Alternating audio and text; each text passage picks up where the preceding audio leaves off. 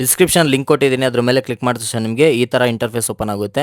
ಇಲ್ಲಿ ನೋಡಿ application for photo copy of answer scripts of second PUC examination ಅಂತ ಕಾಣಿಸ್ತಾ ಇದೆಯಲ್ಲ, ಇದು ನಿಮಗೆ ಸ್ಟಾರ್ಟು 10 ಏಪ್ರಿಲ್ಗೆ ಆಗಿದೆ. ಕೊನೆಯ ದಿನಾಂಕ 15 ಏಪ್ರಿಲ್ 2026 ಆಗುತ್ತೆ. ಹೆಂಗೆ ಅಪ್ಲೈ ಮಾಡೋದು ಅಂತಂದರೆ ಕೆಳಗಡೆ ಆನ್ಲೈನ್ ಅಪ್ಲಿಕೇಶನ್ ಅಂತ ಕಾಣಿಸ್ತಾ ಇದೆ ನೋಡಿ, ಅದ್ರ ಮೇಲೆ ಕ್ಲಿಕ್ ಮಾಡಬೇಕು. ಕ್ಲಿಕ್ ಮಾಡಿದ್ಮೇಲೆ ನೋಡಿ ಇಲ್ಲಿ ನಿಮಗೆ ಅಪ್ಲಿಕೇಶನ್ ಫಾರ್ ಫೋಟೋ ಕಾಪಿ ಅಂತ ಫಸ್ಟ್ ಲಿಂಕೇ ಕಾಣಿಸ್ತಾ ಇದೆ ನೋಡಿ, ಅದ್ರ ಮೇಲೆ ಕ್ಲಿಕ್ ಮಾಡಿ.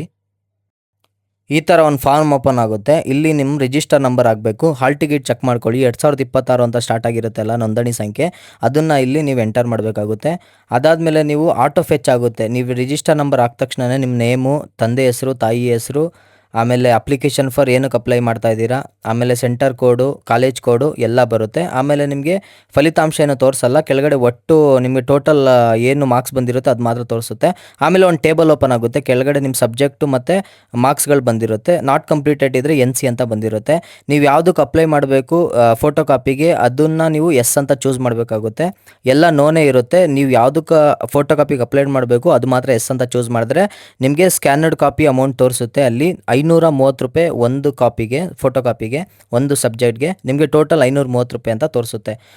ಅದಾದಮೇಲೆ ನೀವು ಪೋಸ್ಟಲ್ ಅಡ್ರೆಸ್ನ ಫಿಲ್ ಮಾಡಬೇಕು. Candidate mobile number, email ID ಮತ್ತು ಅಡ್ರೆಸ್ಸು, ಆಮೇಲೆ ತಾಲೂಕು, ಡಿಸ್ಟಿಕ್ ಪಿನ್ ಕೋಡ್ ಹಾಕ್ಬಿಟ್ಟು ನೀವು ನೆಕ್ಸ್ಟು ಸಬ್ಮಿಟ್ ಕೊಡಬೇಕು. ಸಬ್ಮಿಟ್ ಕ್ಲಿಕ್ ಮಾಡಿದ್ಮೇಲೆ ನಿಮಗೆ ಒಂದು ಚಲನ್ ನಂಬರ್ ಜನ್ರೇಟ್ ಆಗುತ್ತೆ. ಈ ಚಲನ್ ನಂಬರ್ನ ನೋಟ್ ಡೌನ್ ಮಾಡ್ಕೊಳ್ಳಿ. ನೀವು ಚಲನ್ ನಂಬರ್ ನೋಟ್ ಡೌನ್ ಆದಮೇಲೆ ಮೇಕ್ ಪೇಮೆಂಟ್ ಅಂತ ಇದೆಯಲ್ಲ ಅದ್ರ ಮೇಲೆ ಕ್ಲಿಕ್ ಮಾಡಬೇಕು. ಈ ಥರ ಓಪನ್ ಆಗುತ್ತೆ. ಇಲ್ಲಿ ನೀವು ಆನ್ಲೈನ್ ಪೇಮೆಂಟ್ ಚೂಸ್ ಮಾಡ್ಕೊಂಡು ಆನ್ಲೈನ್ ಪೇಮೆಂಟ್ ಬ್ಯಾಂಕ್ ತೋರಿಸುತ್ತೆ, ಕರ್ನಾಟಕ 1 ಅಂತ ಇರುತ್ತೆ, ಅದನ್ನು ಚೂಸ್ ಮಾಡ್ಕೊಳ್ಳಿ. ಅದಾದಮೇಲೆ ಸಬ್ಮಿಟ್ ಕ್ಲಿಕ್ ಮಾಡಬೇಕು. ಇಲ್ಲಿ ನೋಡಿ ಪೇ ನೌ ಅಂತ ಕ್ಲಿಕ್ ಮಾಡಬೇಕು. ಅದಾದಮೇಲೆ ನಿಮಗೆ ಕರ್ನಾಟಕ 1ಗೆ ರೀಡೈರೆಕ್ಟ್ ಮಾಡುತ್ತೆ. ನೆಕ್ಸ್ಟ್ ಇಲ್ಲಿ ರೇಸರ್ ಪೇ ಅಂತ ಇದೆಯಲ್ಲ ಅದ್ರ ಮೇಲೆ ಕ್ಲಿಕ್ ಮಾಡಿ. RP UPI ಅಂತ ಇದೆಯಲ್ಲ ಅದ್ರ ಮೇಲೆ ಕ್ಲಿಕ್ ಮಾಡಬೇಕು.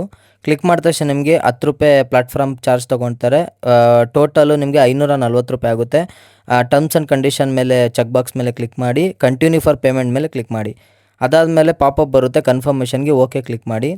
ನೆಕ್ಸ್ಟ್ ನಿಮಗೆ ಪೇಮೆಂಟ್ಗೆ ರೀಡೈರೆಕ್ಟ್ ಮಾಡುತ್ತೆ. ಇಲ್ಲಿ ನೀವು ನಿಮ್ಮ ನಂಬರ್ನ ಹಾಕಿ, ಫೋನ್ ನಂಬರ್ನ ಕಂಟಿನ್ಯೂ ಕ್ಲಿಕ್ ಮಾಡಿದ್ರೆ ನಿಮಗೆ ಇಲ್ಲಿ ಒಂದು QR ಕೋಡ್ ಜನ್ರೇಟ್ ಆಗುತ್ತೆ. ಶೋ QR ಕೋಡ್ ಮೇಲೆ ಕ್ಲಿಕ್ ಮಾಡಿದ್ರೆ ನಿಮಗೆ ನಿಮ್ಮ QR ಕೋಡ್ ತೋರಿಸುತ್ತೆ ಪೇಮೆಂಟ್ಗೋಸ್ಕರ. 12 ನಿಮಿಷ ಇದು ವ್ಯಾಲಿಡಿಟಿ ಇರುತ್ತೆ. ನೀವು ಈ QR ಕೋಡ್ನ ಸ್ಕ್ಯಾನ್ ಮಾಡಿ ಪೇಮೆಂಟ್ ಮಾಡಬೇಕು.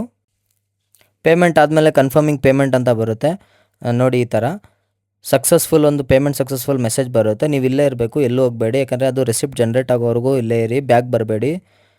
ನೋಡಿ ಲೋಡ್ ಆಗ್ತಾಯಿದೆ. ಈ ಥರ ರೆಸಿಪ್ಟ್ ಬರುತ್ತೆ. ಇದನ್ನು ಡೌನ್ಲೋಡ್ ಮಾಡ್ಕೊಂಡು ಪ್ರಿಂಟ್ ತೊಗೊಳ್ಳಿ. ಅದಾದಮೇಲೆ ನಾನು ಕೊಟ್ಟಿರೋ ಲಿಂಕ್ ಮೇಲೆ ಕ್ಲಿಕ್ ಮಾಡಿ ಮತ್ತೆ ಆ ಡ್ಯಾಶ್ ಬೋರ್ಡಿಗೆ ಬನ್ನಿ. ಇಲ್ಲಿ ನೋಡಿ ಲೆಫ್ಟ್ ಸೈಡಲ್ಲಿ ನಿಮಗೆ ಅಪ್ಲಿಕೇಶನ್ ಸ್ಟೇಟಸ್ ಅಂತ ಕಾಣ್ತಾ ಇದೆಯಲ್ಲ ಅದ್ರ ಮೇಲೆ ಕ್ಲಿಕ್ ಮಾಡಬೇಕು. ಅದ್ರ ಮೇಲೆ ಕ್ಲಿಕ್ ಮಾಡಿದ ತಕ್ಷಣ ನಿಮಗೆ ನಿಮ್ಮ ರಿಜಿಸ್ಟರ್ ನಂಬರ್ನ ಎಂಟರ್ ಮಾಡಬೇಕು. ರಿಜಿಸ್ಟರ್ ನಂಬರ್ನ ಎಂಟರ್ ಮಾಡಿ ಸಬ್ಮಿಟ್ ಮೇಲೆ ಕ್ಲಿಕ್ ಮಾಡಿ. ಇಲ್ಲಿ ನೋಡಿ ನಿಮಗೆ ಚಲನ್ ನಂಬರು, ರಿಜಿಸ್ಟ್ರೇಷನ್ ನಂಬರು, ಯಾವ ಸಬ್ಜೆಕ್ಟ್ಗೆ ಅಪ್ಲೈ ಮಾಡಿದ್ದೀರಾ, ಅಪ್ಲಿಕೇಶನ್ ಟೈಪು, ಫೋಟೋ ಕಾಪಿ, ಈ ಥರ ಪೇಮೆಂಟ್ ಸ್ಟೇಟಸ್ ಸಕ್ಸಸ್ಫುಲ್ ಅಂತ ತೋರಿಸುತ್ತೆ. ಸೊ ಇದು ಫೋಟೋ ಕಾಪಿ ಕಂಪ್ಲೀಟ್ ಅಪ್ಲಿಕೇಶನ್ನು ಇಲ್ಲಿ ಕಂಪ್ಲೀಟ್ ಆಗುತ್ತೆ. ನೀವು ನೆಕ್ಸ್ಟು ಅದನ್ನು ರಿಜಿಸ್ಟರ್ ನಂಬರ್ ಯೂಸ್ ಮಾಡ್ಕೊಂಡು ಡೌನ್ಲೋಡ್ ಮಾಡ್ಕೊಬೋದು. ಈ ವಿಡಿಯೋ ಇಷ್ಟ ಆದರೆ ಲೈಕ್ ಮಾಡಿ. ನಿಮ್ಗೆ ಏನಾದ್ರು ಡೌಟ್ ಇದ್ದರೆ ಕಮೆಂಟ್ ಸೆಕ್ಷನಲ್ಲಿ ಕಮೆಂಟ್ ಮಾಡಿ.